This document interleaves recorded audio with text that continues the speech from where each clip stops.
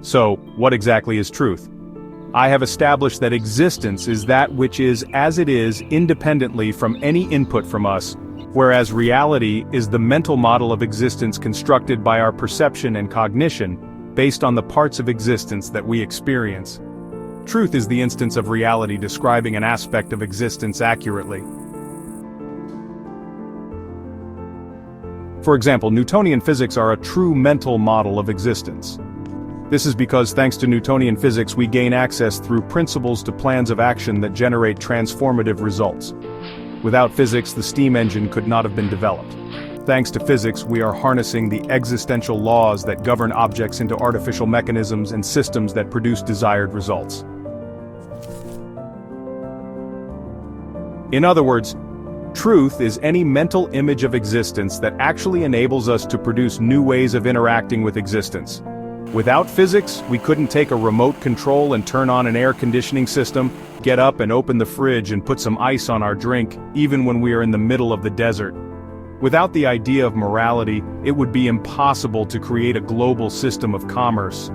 Without morality, there can't be trust, and without trust in others, we can't rely on each to keep our promises. Credit would not exist. But truth is not limited to big universal ideas. Every situation has a truth. The problem is that existence is so complex that it is really difficult to find the truth of any situation. So what we do is estimate. Not only do we base most of our everyday judgments on estimates, but we often use the simplest explanation available, if not the most appealing one.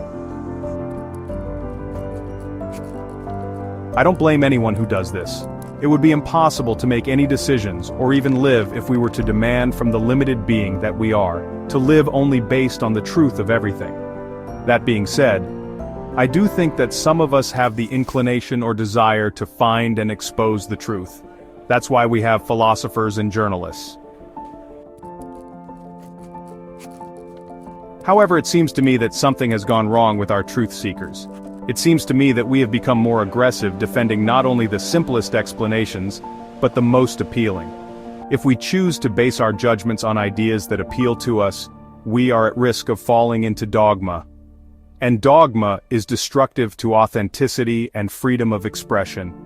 Maybe that is a wrong impression I have, which is why I am making this channel and writing my book.